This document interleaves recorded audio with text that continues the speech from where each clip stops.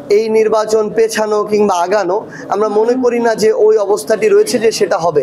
অন্তর্বর্তীকালীন সরকার এবং নির্বাচন কমিশন বারবার তাদের জায়গা থেকে এই কথা পুনর্ব্যক্ত করেছেন যে ফেব্রুয়ারির প্রথমার্ধের মধ্যেই আগামীর যে নির্বাচন সেই নির্বাচনটি হতে যাচ্ছে। এই জায়গায় এনসিপিরও এখন পর্যন্ত কোনো দ্বিমত নেই এবং এনসিপি এই জায়গাটিকে, এই যে সময়সীমাটিকে এনসিপি মনে করে যে এই সময়সীমার মধ্যে নির্বাচন হতে পারে। এখানে আমরা কোনো সন্দেহের অবকাশ দেখছি না। আমরা মনে করি নির্বাচনটা যদি এই সময়ে হয় এটা সামগ্রিকভাবে সবার জন্যই একটা ভালো হবে, কারণ এই কেন্দ্রিক একটা প্রস্তুতি চলছে এবং কোনো ব্যক্তি দল গোষ্ঠীর জন্য এই নির্বাচন পেছানো কিংবা আগানো আমরা মনে করি না যে ওই অবস্থাটি রয়েছে যে সেটা হবে। কারণ আমরা অবশ্যই বিশ্বাস করি অন্তর্বর্তীকালীন সরকার যে কোনো ব্যক্তি গোষ্ঠী কিংবা দলের চেয়ে একটা দেশের স্থিতিশীলতা, দেশের পরবর্তী গণতান্ত্রিক যে প্রক্রিয়া সেটিকে অধিক মূল্যায়ন করবে।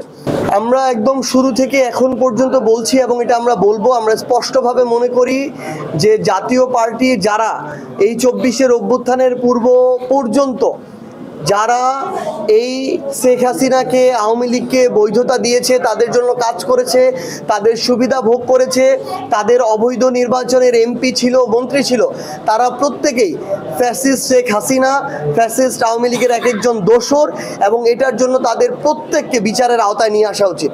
এবং আমরা মনে করি আগামী নির্বাচনে তাদের অংশগ্রহণ করার কোনো ধরনের নৈতিক, রাজনৈতিক, আইনগত কোনো অধিকার নেই এবং তাদেরকে আইনের আওতায় নিয়ে আসতে হবে যেমনভাবে আওয়ামী লীগকে আইনের আওতায় নিয়ে আসা হয়েছে।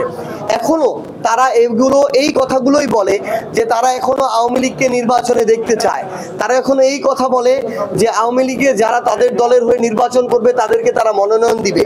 এই কথাতে স্পষ্ট এখনো বোঝা যায় যে যেই জাতীয় পার্টি নির্বাচনের আগে ভারতে গিয়ে একটা দাসের মতো আচরণ করত এবং তাদের পরামর্শ নিয়ে এসে তারা নির্বাচনের 6 মাস 1 বছর আগে আওয়ামী বিরোধিতার নাটক করত এবং নির্বাচনের 1-2 মাস আগে জিএম কাদেরের মতো লোকেরা ভারতে যেত, গিয়ে একটা দাসের মতো পরামর্শ নিয়ে এসে আবার আওয়ামী লীগের যে আঁচল সেই আঁচলের তলে লুকাতো, সেই সুযোগ সুবিধা নিত, সেই সরকারি এমপি হতো, মন্ত্রী হতো, গাড়িতে মন্ত্রীর ফ্ল্যাগ উড়াতো, এরপরে বিভিন্ন জায়গায় প্লট নিত, এমপি মন্ত্রীদের বাসা নিত।